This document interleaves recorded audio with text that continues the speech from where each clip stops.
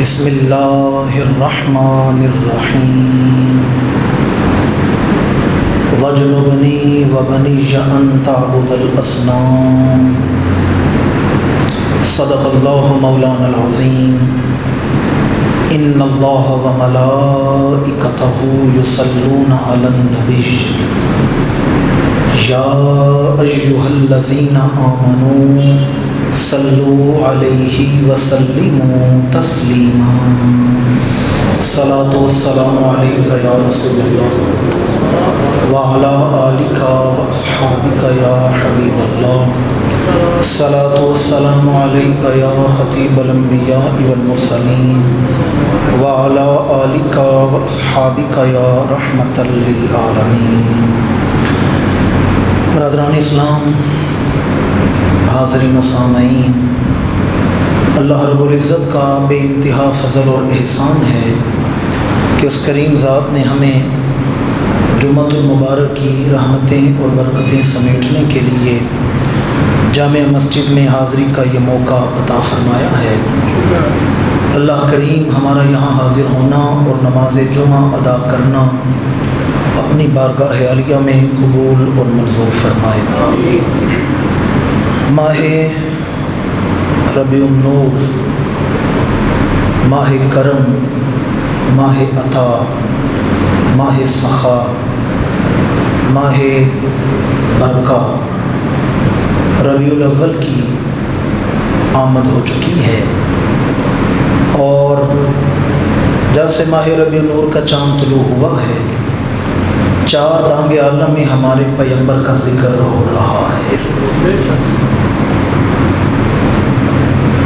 یہ جو خوابوں کی تعبیر لکھنے والے ہیں، یہ جو معبرین ہیں، خوابوں کی تعبیر بیان کرنے والے،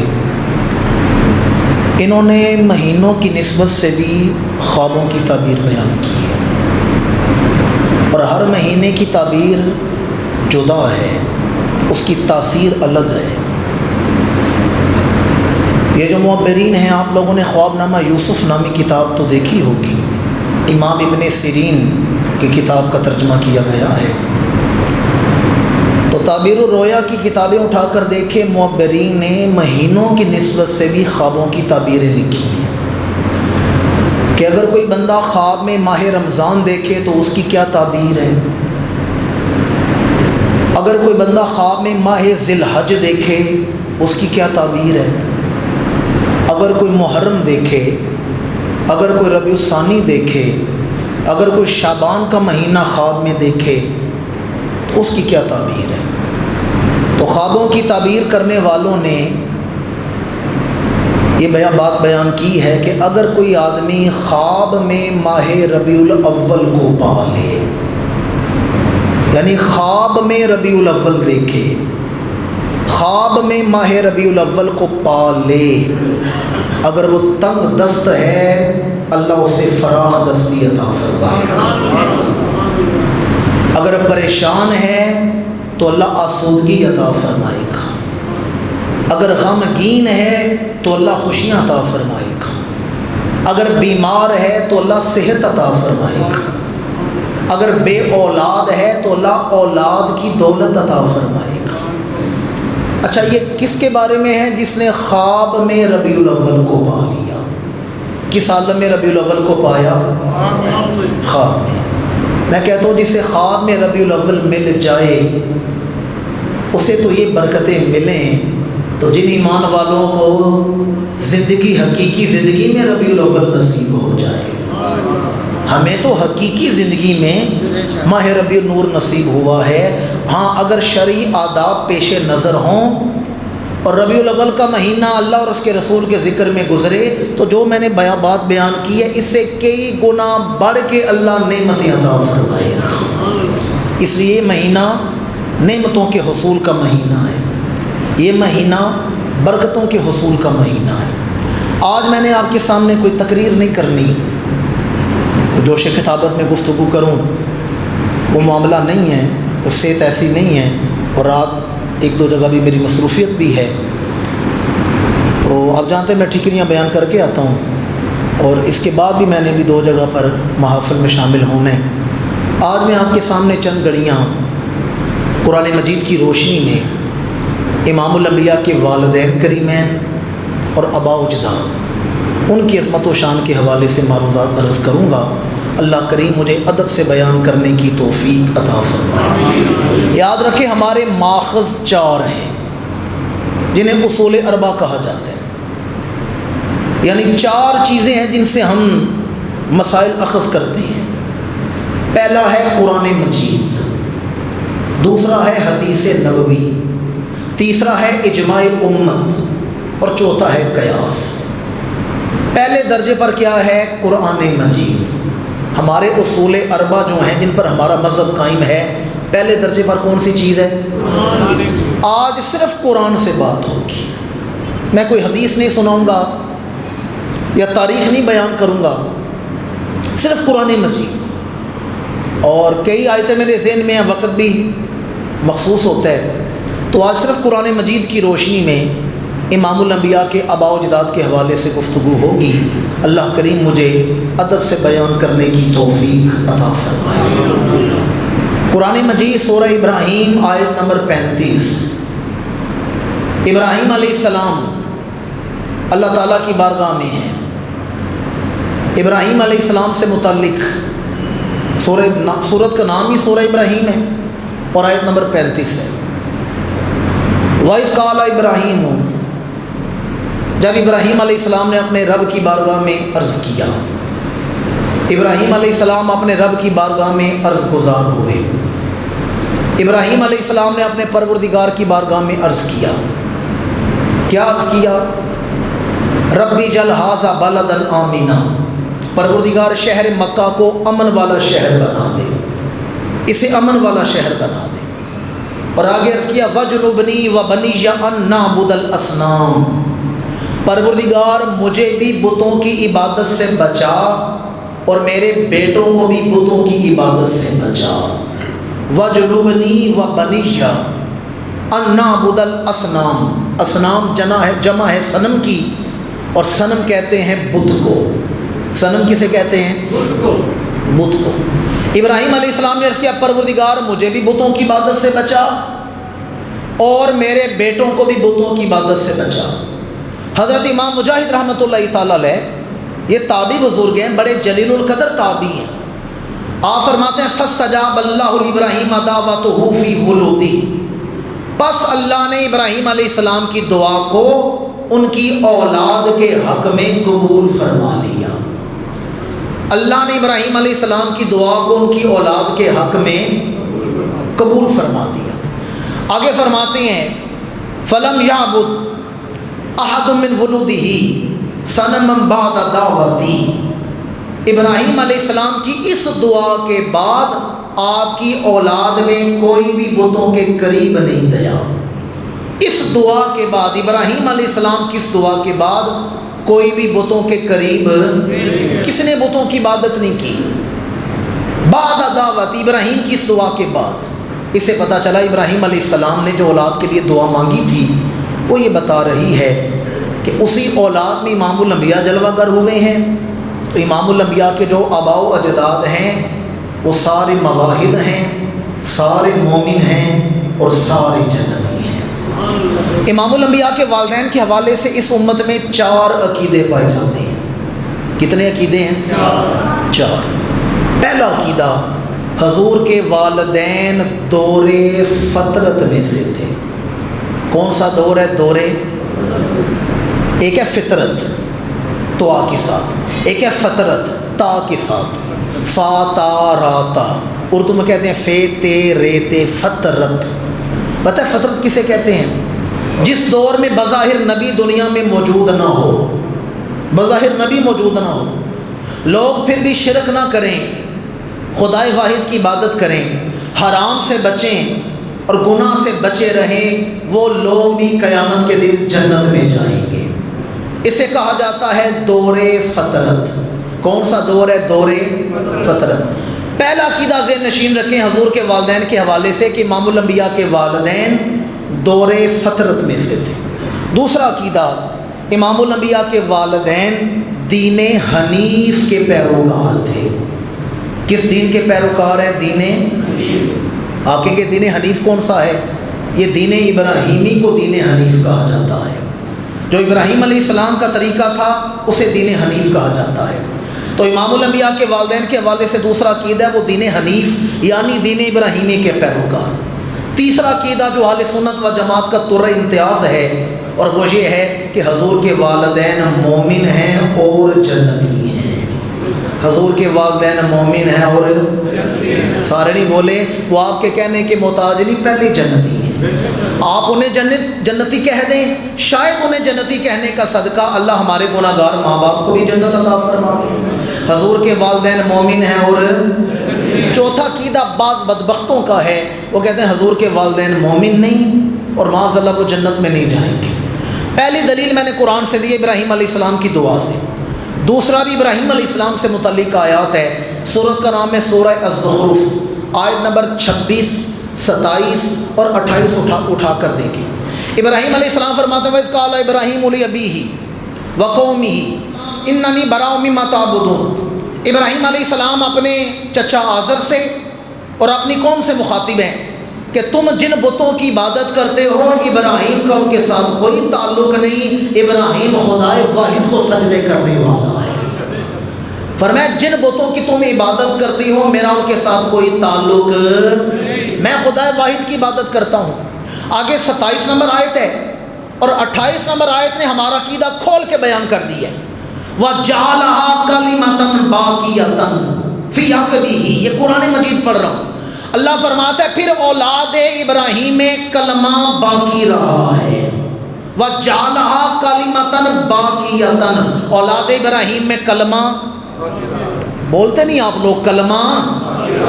قصے کہانیوں سے لطف تو آ جاتا ہے لیکن عقیدہ ہمیشہ قرآن سے ثابت کیا جاتا ہے، اور میں حدیث کی طرف بھی نہیں جا رہا، صرف قرآن ہی پڑھتا جا رہا ہوں۔ وَجَعَلَهَا كَلِمَةً بَاقِيَةً، فرمائے ابراہیم کی اولاد میں کلمہ، سارے شامل ہو کلمہ۔ اب وہ کون سا کلمہ تھا جو اولاد ابراہیم میں باقی رہا ہے؟ وہ کون سا کلمہ تھا؟ تمام مفسرین کا اس پر اجماع ہے، وَهُوَ قَوْلُ لَا إِلَٰهَ إِلَّا اللَّهُ، یہ جو لا الہ الا اللہ کا کلمہ ہے اس پر اولاد ابراہیم قائم رہی ہے، اور یہی قول ہے جناب ابن عباس کا، اسے ابن کثیر نے بھی بیان کی ہے، اسے علامہ سیوطی نے بھی بیان کی ہے، اور یہی قول ہے جناب تبری کا، یہی دھاق کا، یہی اکرمہ کا، میں نے کتنے، اور یہی امام مجاہد کا، کتنے مفسرین کے اور ائمہ کے نام میں نے آپ کے سامنے لیے ہیں، تمام نے اس بات کو لکھا ہے کہ جناب ابراہیم سے سیدنا عبداللہ تک اولاد ابراہیم کی ایک جماعت ہمیشہ کلمہ توحید پہ قائم رہی ہے، وہ توحید پہ قائم رہے ہیں، اور پھر جناب عبداللہ کے وجود سے امام الانبیاء ظاہر ہوئے ہیں۔ اس سے پتہ چلا حضور کے والدین آباء و اجداد یہ سارے مومن ہیں، اور وقت نہیں میں اور تشریح کروں قرآن مجید کا تیسرا مقام، اور یہ بھی ابراہیم علیہ السلام سے متعلق ہے۔ سورہ بقرہ اٹھا کر دیکھیں، وَإِذْ يَرْفَعُ إِبْرَاهِيمُ الْقَوَاعِدَ مِنَ الْبَيْتِ وَإِسْمَاعِيلُ، جب ابراہیم علیہ السلام نے اپنے بیٹے اسماعیل علیہ السلام کے ساتھ مل کر بیت اللہ کی دیواروں کو کھڑا کیا، یرفع ابراہیم القواعد من البیت، جب ابراہیم علیہ السلام نے کعبے کی، کتنا دل کرتا ہے بیت اللہ کے سائے میں سجدے کرنے کو، طواف کعبہ کرنے کو، پر کعبہ بنانے والے نے کعبہ بنانے کے بعد جو دعا مانگی ہے وہ دعا سننے والی ہے، وہ ہمارا عقیدہ بیان کر رہی ہے۔ ابراہیم علیہ السلام نے بیت اللہ کو تعمیر کیا، ساتھ اسماعیل نے، دعا کیا مانگی ہے؟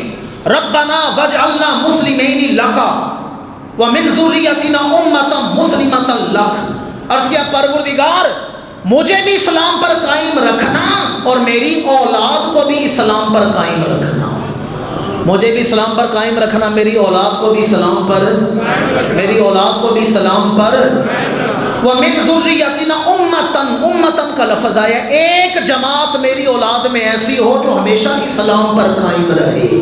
اور یہاں جناب اکرمہ کا قول سننے والا ہے، اکرمہ فرماتے ہیں جب ابراہیم علیہ السلام نے 2 دفعہ دعا مانگی، پہلی دعا تھی ربنا وجعلنا مسلمین، پروردگار ہمیں، مجھے اور میرے بیٹوں کو اسلام پر قائم رکھنا، اور آگے فرمایا وَمِن ذُرِّيَّتِنَا، اور ہماری اولاد کو 2 دفعہ دعا مانگی ہے، تو اللہ نے 2 دفعہ فرمایا قال اللہ قد فعلت، ابراہیم جیسا آپ نے کہا ہم نے ویسا کر دیا ہے، جیسا آپ نے کہا ہم نے ویسا، ہم نے ویسا، جیسا آپ نے کہا ہم نے ویسا کر دی ہے۔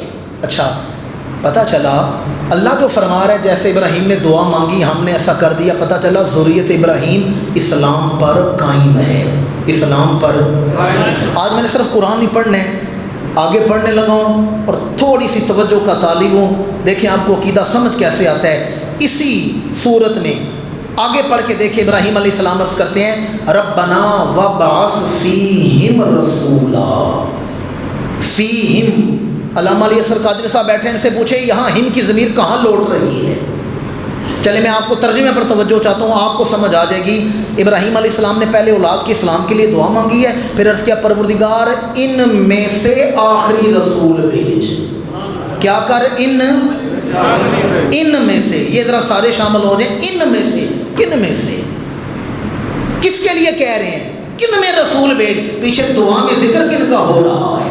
وہ جن کے لیے اسلام کی دعا مانگی ہے اسی میں آخری رسول بھی مانگا ہے، وہ جس ذریت کے لیے اسلام کی دعا مانگی ہے۔ اب ابراہیم علیہ السلام کی قرآن مجید کی آیتوں پر دعاؤں پر توجہ کا طالب ہوں اور پھر حدیث سنیں۔ ابراہیم علیہ السلام سے متعلق امام الانبیاء نے فرمایا انا دعوت ابراہیم انا دعوت ابی ابراہیم، میں اپنے باپ ابراہیم کی دعا بن کے زمین پر آیا ہوں، میں اپنے رب کی دعا، اپنے باپ کی دعا ہوں، میں ابراہیم کی دعا ہوں۔ ابراہیم علیہ السلام عرض کرتے ہیں پروردگار مجھے اور میری نسلوں کو اسلام پر قائم رکھ اور پھر انہی میں سے رسول بھیج۔ تو پھر ایمان سے بتائیں امام الانبیاء اولاد ابراہیم سے دنیا میں آئے ہیں، یعنی سے پتہ چلا جن کے وجودوں سے حضور آئے ہیں وہ سارے مسلمان ہیں، سارے مومن ہیں، سارے موحد ہیں اور سارے جنتی ہیں۔ اب یہ تو قرآن ہے، حدیث تو ہے نہیں جس کی سند پر کوئی بحث کرے۔ اس لیے علماء کہتے ہیں جب اللہ دین لیتا ہے تو عقل لے لیتا ہے۔ بھائی قرآن کے لفظوں پر ہی غور کر لیں، ابراہیم علیہ السلام نے دعا مانگی ہے مسلمانوں کے لیے اور انہی مسلمانوں میں آخری رسول بھی مانگا ہے، اور پھر حضور اولاد ابراہیم سے آئے ہیں۔ پتہ چلا جن وجودوں سے حضور آئے ہیں وہ سارے مومن ہیں اور بولے نہیں آپ لوگ، مومن ہیں اور قرآن مجید کا تیسرا مقام حضرت موسیٰ علیہ السلام کی ردات اٹھا کر دیکھیں۔ موسیٰ علیہ السلام کی ولادت ہوئی، فرعون کے نجومیوں نے 1 سال پہلے بتا دیا تھا تیری بادشاہت کا دشمن پیدا ہونے والا ہے۔ فرعون نے اعلان کیا بنی اسرائیل میں جو بچہ پیدا ہو ذبح کر دو، بچی پیدا ہو چھوڑ دو۔ جس کے ہاں بیٹا پیدا ہوتا سرکاری لوگ آتے آ کر بچہ چھینتے ذبح کر دیتے۔ موسیٰ علیہ السلام کی ولادت ہوئی، والدہ پریشان ہے، اللہ نے دل میں بات ڈالی، القاء کیا اے موسیٰ کی ماں پریشان ہونے کی ضرورت نہیں، تیرا کام ہے موسیٰ کو لکڑی کے صندوق میں ڈال کر دریا نیل کی لہروں کے حوالے کر دینا۔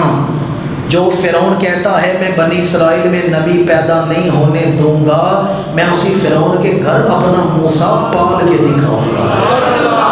پھر ایسا ہوا یا نہیں ہوا؟ اچھا موسیٰ علیہ السلام کا جو نام ہے نا موسیٰ، یہ عربی کا نہیں عبرانی کا لفظ ہے، عبرانی، اور یہ 2 لفظوں کا مجموع ہے۔ عبرانی زبان میں منہ کہتے ہیں پانی کو، سا کہتے ہیں لکڑی کو۔ منہ کہتے ہیں عربی میں ماں کہتے ہیں، انگلش میں واٹر، فارسی میں آب، اردو میں پانی، لیکن عبرانی میں منہ کہتے ہیں اور سا کہتے ہیں لکڑی کو۔ موسیٰ علیہ السلام لکڑی کے صندوق میں تھے، پانی کی لہروں پہ آ رہے تھے، لکڑی اور پانی کے سنگم سے ملے ہیں تو نام پڑ گیا موسیٰ، پانی اور لکڑی، موسیٰ۔ دریا نیل کی نہر گزرتی تھی فرعون کے باغ کے اندر سے، اس کے کنارے بی بی آسیہ چہل قدمی کر رہی ہیں، فرعون کی بیوی، یہ مومن ہیں، انہوں نے جناب موسیٰ کا کلمہ پڑھا تھا، شہیدہ ہیں، یہ فرعون کی زوجہ ہیں، چہل قدمی کر رہی ہیں۔ دیکھا صندوق آ رہا ہے، نوکروں سے کہا صندوق لے کر آؤ، نوکر صندوق لے کر آئے، صندوق کھولا تو کیا دیکھا، اندر ایک بچہ لیٹا مسکرا رہا ہے۔ فرعون کو خبر ملی، فرعون بھی دوڑا دوڑا آیا، بی بی آسیہ نے کہا میرا دل اس کی طرف کھنچا جا رہا ہے، میں اسے اپنا بیٹا بناؤں گی۔ اب مسئلہ یہ پیدا ہوا کہ چند دن کا بچہ تو ماں کا دودھ پیتا ہے، دودھ کون پلائے گا؟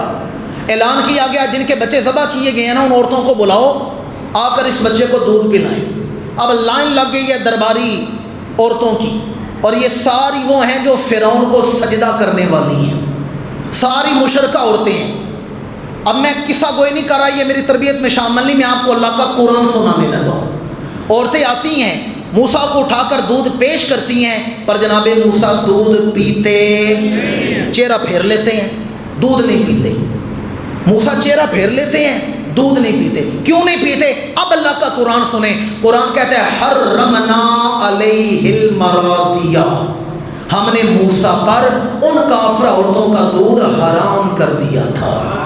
کیا کر دیا تھا؟ حرمنا, ہم نے کیا کر دیا ہے؟ مسئلہ میں بعد میں سمجھاتا ہوں, ذرا میرے سادہ سے سوال کا جواب تو دیں. آپ کا کیا خیال ہے یہ حلال حرام کس پر فرض ہوتا ہے, بالغ پر یا نابالغ پر؟ جی شریعت کا مکلف کون ہے, بالغ یا نابالغ؟ موسیٰ تو دودھ پیتے بچے ہیں, ان پر دودھ حرام کیسے ہو گیا؟ پروردگار موسیٰ دودھ پیتے بچے ہیں, ان پر دودھ حرام کیسے ہو گیا؟ حلال حرام تو بالغ پر فرض ہے, حلال حرام کا شریعت کا مکلف بالغ ہوتا ہے. نہ موسیٰ تو دودھ پیتا بچے ہیں, ان پر دودھ حرام کیسے ہو گیا؟ جواب ہے یہی تو تمہیں بتانا چاہتا ہوں. تمہیں شعور تب آتا ہے جب بالغ ہوتے ہو اور نبی ماں کی گود میں ہو, تب بھی جانتا ہے حرام کیا ہے حلال کیا ہے. نبی کا شعور.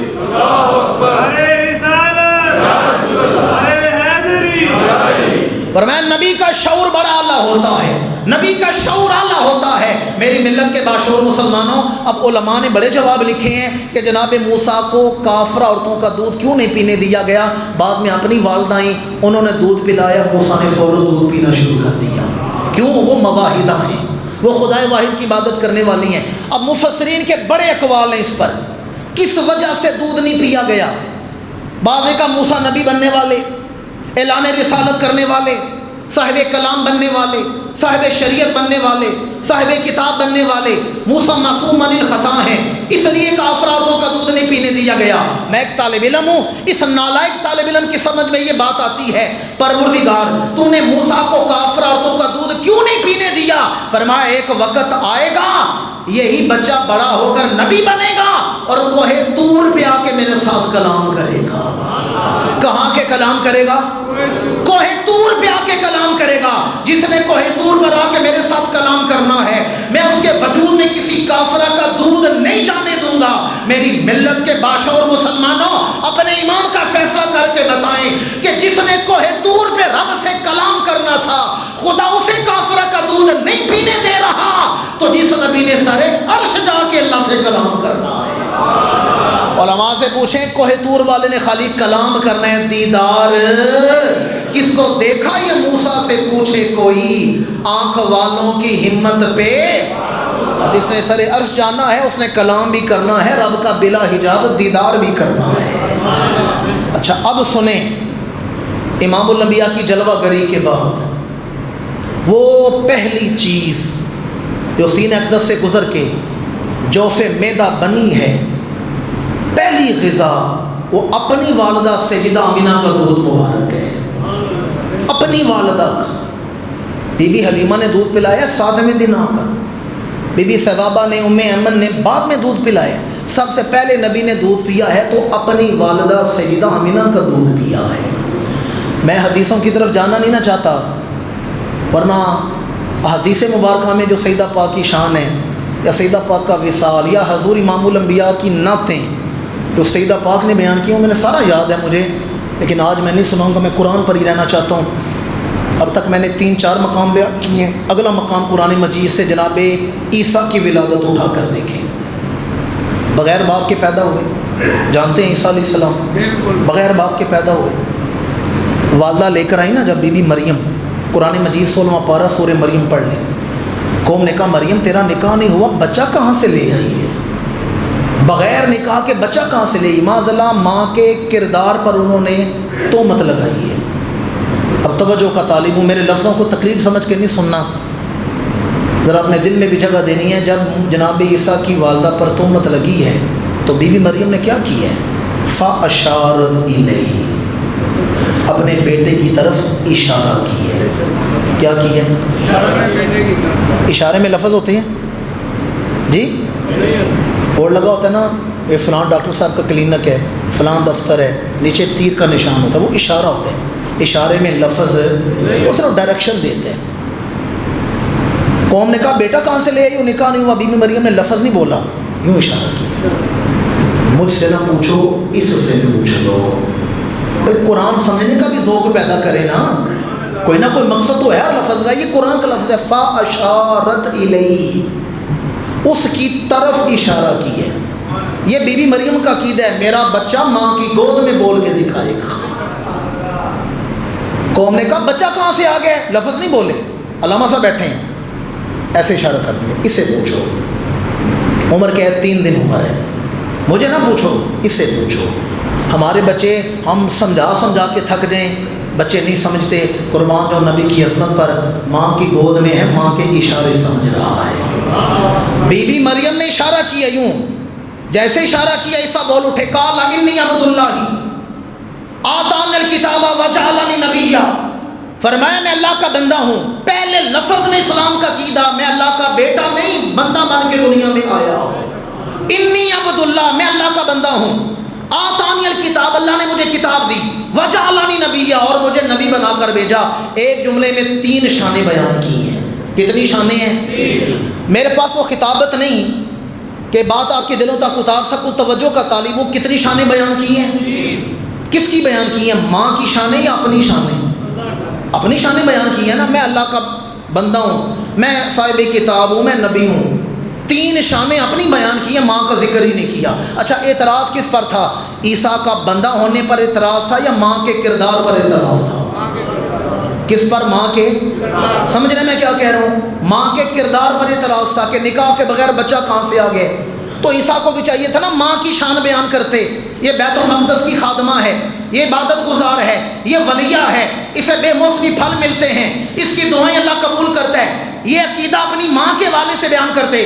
اور میں ذمہ دار ہوں, گھر جائیں سورہ مریم کا ترجمہ پڑھ لیں, یہ مقام پڑھ لیں, ماں کا نام ہی لیا, اپنی شان بیان کر رہے ہیں.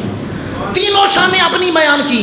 اے عیسیٰ اعتراض تو ماں پر ہے, ماں کا ذکر نہیں کر رہے, اپنی شانیں کیوں بیان کر رہے ہیں؟ اللہ کرے سمجھ جائیں. جواب آتا ہے یہی تو تمہیں بتانا چاہتا ہوں, اگر میری ماں کی شان دیکھنی ہے تو میری طرف دیکھ لو, میں جو اللہ کا نبی بن کے آیا ہوں. یہ اس بات کی دلیل ہے کہ میری ماں کا کردار بڑا اعلیٰ ہے, چونکہ بد کردار کے وجود سے کبھی اللہ کے نبی دنیا میں نہیں آتے. اپنا نام اس لیے لیے, اپنی شان اس لیے بیان کی ہے, ماں کی شان خود ہی سمجھ آ جائے گی. اگر مجھے نبی مان لیا تو, مجھے صاحب کتاب مان لیا, پتہ چل جائے گا اس کا کردار بڑا اعلیٰ ہے. کسی بد کردار کے وجود سے نبی دنیا میں نہیں آ سکتا. میں نے غالباً 5 آیتیں تو پڑھ دی ہیں, ابھی اور آیتیں بھی ہیں. وَوَالِدٍ وَمَا وَلَدَ لَقَدْ جَاءَكُمْ رَسُولٌ مِّنْ أَنفُسِكُمْ الَّذِي يَرَاكَ حِينَ تَقُومُ. یہ اور آیتیں بھی ہیں میرے ذہن میں اس طرف نہیں جا رہا. ایک اتنی سادہ مثال دوں گا کہ آئندہ پوری زندگی کے لیے, جیسے کہتے ہیں نا دل میں, دماغ میں, روح میں عقیدہ رچ بس جاتا ہے, بات آپ کے دل میں رچ بس جائے گی. سادہ سی مثال ہے, جھٹکی سی بات ہے, سارا عقیدہ آپ کے دل میں اتر جائے گا. ہمارے ایک بزرگ کے پاس, عالم دین تھے, بزرگ تھے, ان کے پاس ایک آدمی آیا اور آ کر کہنے لگا جی میں تو نہیں مانتا کہ حضور کے والدین مومن ہیں یا جنتی ہیں, معاذ اللہ, میں تو نہیں مانتا وہ جنت میں جائیں گے, آپ کو دلیل دیں. بابا جی نے کہا میرے مہمان ہو, بیٹھو پہلے کچھ کھا پی لو, پھر میں تمہیں دلیل بھی دیتا ہوں. مہمان کو بیٹھک میں بٹھایا, خود گھر اندر چلے گئے اور ایک ٹرے میں کچھ انگور لے کر آئے. کیا لے کر آئے؟ آج کل موسم ہے نا انگوروں کا, آپ کو بات سمجھ آ جائے گی. بابا جی نے کہا بیٹھو کچھ کھا پی لو, ٹرے میں انگور لے کے آئے, انگور مہمان کے سامنے رکھے. اس آدمی نے 2-4 دانے توڑ کے منہ میں ڈالے تو انگور بڑے میٹھے تھے. کہنے لگا حضرت بڑے میٹھے انگور ہیں, کہاں سے لیے ہیں, کس دکان سے خریدے ہیں؟ ہمارے بابا جی نے کہا کہ میں نے کسی دکان سے انگور نہیں خریدے, میرے صحن میں, میرے گھر میں, میرے ویڑے میں ایک کیکر کا درخت لگا ہوا ہے, اس پر پھلیاں نہیں لگتی, انگور لگتے ہیں. یہ انگور میں وہاں سے توڑ کے لایا ہوں, یہ کیکر کے درخت کے انگور ہیں جو تو کھا رہے. وہ آدمی اچھلا اپنی جگہ سے, انہوں نے کہا یہ کیسے ممکن ہے, کیکر پر تو کبھی انگور نہیں لگتے. آپ کا کیا خیال ہے, لگتے ہیں؟ لالا موسیٰ میں لگتے ہیں تو مجھے بتا دیں, ہم بھی نہیں خریدیں گے, وہاں سے اتار کے لے جائیں گے. لگتے ہیں کیکر پر انگور؟ میاں صاحب فرماتے ہیں نیچاں دی شنائی کو نو فیض کسے نہیں پایا, کیکر تے انگور چڑھایا ہر گچھا زخمایا. کیکر پر انگور نہیں لگتے. ہمارے بزرگوں نے کہا یہی تو, اس نے کہا یہ کیسے ممکن ہے, کیکر پر انگور نہیں لگتے. اور آپ کہہ رہے ہیں کیکر سے انگور توڑ کے لایا ہوں، میرا سارا آج کا موضوع آپ کے دل میں اتر جائے گا۔ بابا جی نے مسکرا کے فرمایا میں بھی تجھے یہی سمجھانا چاہتا ہوں، جیسے کیکر کے انگور پر، جیسے کیکر کے درخت پر پھل نہیں لگتا، انگور نہیں لگتا، اس طرح کافروں کے گھر بھی رب اپنے رسول نہیں بھیجتا۔ جیسے کیکر کے درخت پر انگور کا پھل نہیں لگتا، ایسے کفر کے درخت پر کبھی نبوت کا پھل، نبی کا کسی کے گھر پیدا ہو جانا ہی اس بات کی دلیل ہے کہ نبی کے والدین مومن ہیں اور حضور کا سارا شجرہ، جس وجود میں حضور کا نور۔ میں نے آپ سے کہا تھا کہ میں حدیث آج نہیں پڑھوں گا، صرف قرآن پڑھوں گا، اجازت دیں تو آپ کو ایک قول بھی سنا دیتا ہوں۔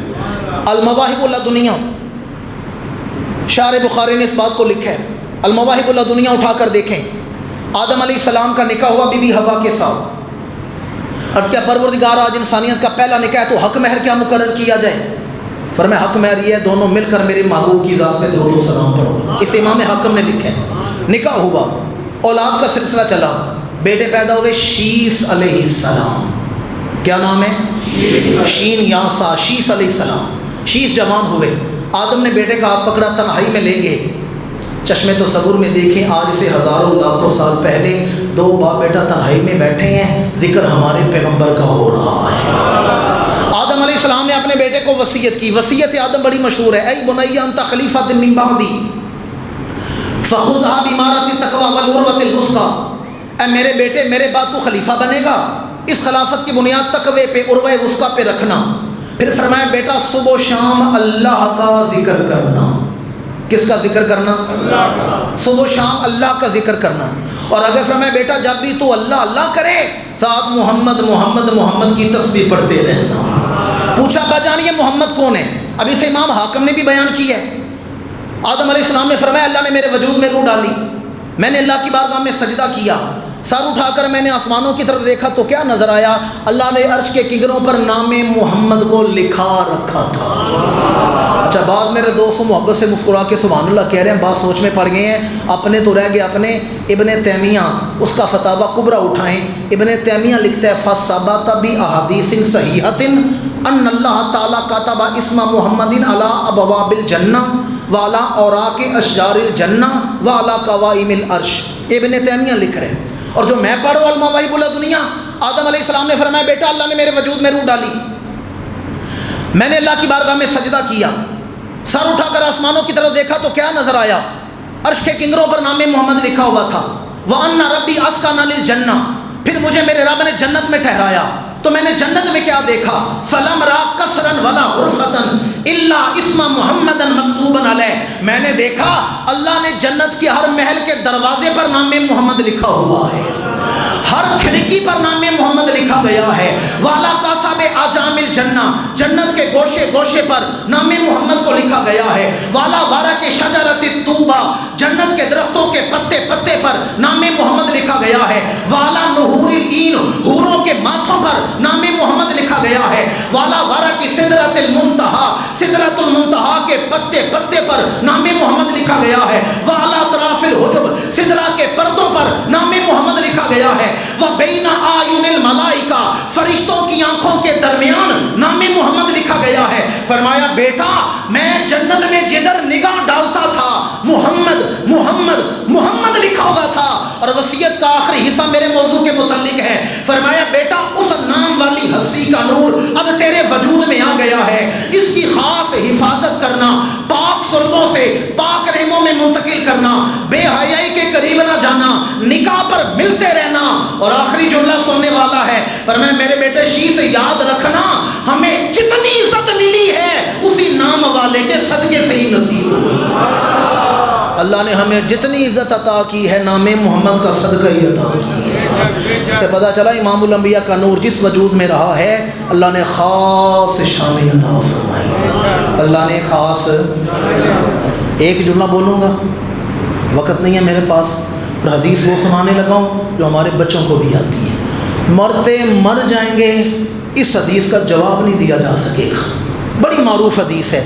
امام الانبیاء نے فرمایا جس کے بیٹے نے قرآن مجید حفظ کر لیا قیامت کے دن اس بچے کے ماں باپ کے سروں پر اللہ عزتوں کے تاج سجائے گا۔ سنیے نا حدیث آپ، قرآن کس نے یاد کی ہے؟ ماں باپ نے یا بیٹے نے؟ عزتیں کنہیں مل رہی ہیں؟ بس میرا موضوع مکمل ہو گیا۔ جو بات میں آج آپ تک پہنچانا چاہتا تھا، میں کہتا ہوں جن کا بیٹا قرآن یاد کر لے اس کے ماں باپ کو تو عزتیں ملیں، تو جن کا بیٹا دنیا میں قرآن لے کر آیا ہے، جن کا بیٹا حافظ قرآن بنے ماں باپ کی عزت ہے، تو جن کا بیٹا صاحب قرآن بنا ہے، جن کا بیٹا قرآن سینے میں محفوظ کرے ماں باپ کو عزتیں ہیں، تو جن کے بیٹے کے سینے پہ قرآن اتارا گیا ہے۔ ہمارا عقیدہ ذہن نشین رکھ لیں، حضور کے والدین آباء و اجداد یہ سارے مومن ہیں۔ اور یہ میرا موضوع بڑا طویل ہے، 2-2 ڈھائی 3 گھنٹے ہم اس موضوع کو بیان کرتے ہیں۔ میں نے صرف قرآن کے 4-5 مقام، انشاءاللہ آئندہ اسی موضوع کو آگے لے کے چلیں گے، اور اسی کے تناظر میں امام الانبیاء کی جلوہ گری اور حضور کی